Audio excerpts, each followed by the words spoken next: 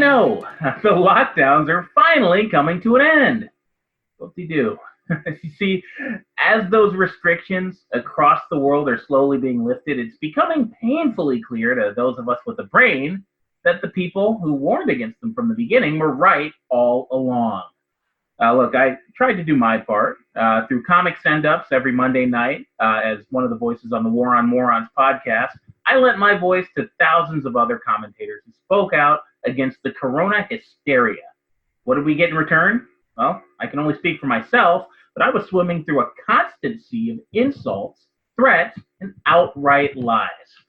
So now, as the facts are becoming harder and harder to ignore, I figured the time was right to give a more serious take on the matter. After all, those of us who opposed this manipulative hoax have always been the ones trying to save livelihoods and lives. The people pushing for those restrictions were playing a dangerous, deadly political game. We were right, they were wrong. Now, I'm not delusional. I don't expect any apologies from anyone, and frankly, I doubt anybody really does, but I would hope that this would grant us a little bit more credibility as we warn against the next salvo in this never-ending campaign against liberty and humanity. Do not take the race bait. A few questions.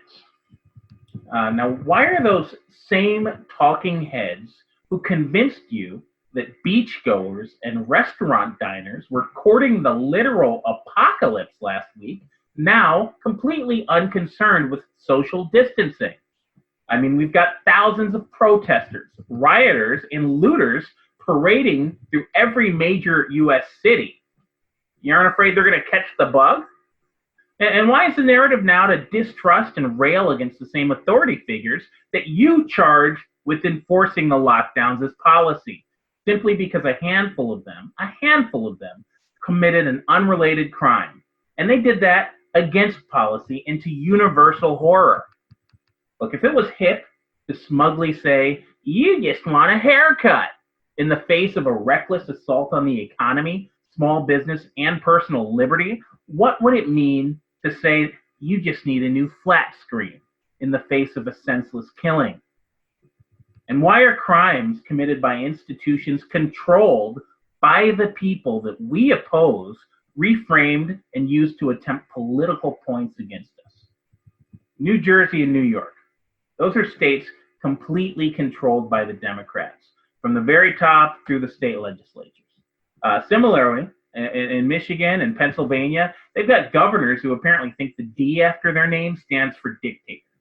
These governors murdered thousands of people by proxy, and they're the reason that nearly half of all the coronavirus deaths were in nursing homes. People like Andrew Cuomo are now deleting records in an attempt to hide their culpability. They should be hanged for treason, but we're going to let them off the hook.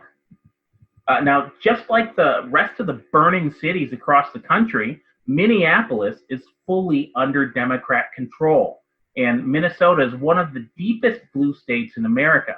In fact, when we have an election in November, I wouldn't be surprised if it was one of only half a dozen states that creepy Joe Biden wins. So guess who's responsible for corruption and abuse of power in Minneapolis and Minnesota law enforcement agencies?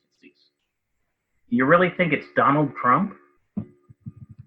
And how about my friends in California, Oregon, and Washington? You know, we all know who's in charge out there. It's obvious. Do you feel safe? Do you feel free? Do yourselves a favor. You've already canceled your newspaper subscriptions. Now it's time to turn off your televisions too. And I recommend that you stop watching the news, because the news contrives to frighten you, to make you feel small and alone, to make you feel that your mind isn't your own. Feeling down in the dumps about the state of the world today? Are you sick and tired of the same old boring news shows? Are you ready for something new? Then it's time to go to war. The War On Morons, that is.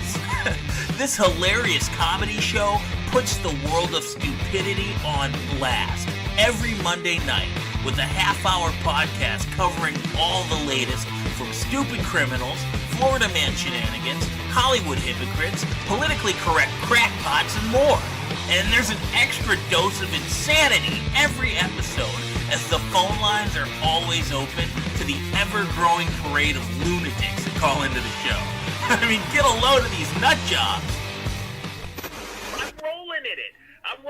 All you gotta do is tell these fruitcakes that you're serving them vegetarian stuff, and they all buy it.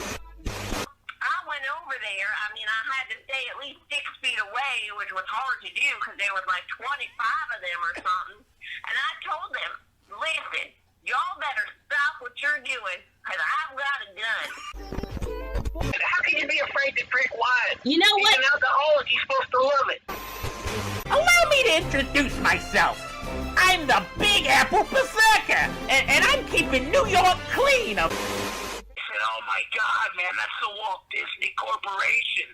They're speaking through one of their clones, and they're telling you that they're, interdimensional, Satan-worshipping vampires. I mean, a lot of them give to charities and, help people out. They don't... To charity, my 2 words for you. You ready? O.J. Simpson. I rest my case.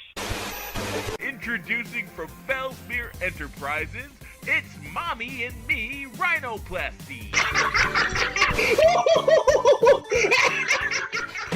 And that's just the tip of the iceberg.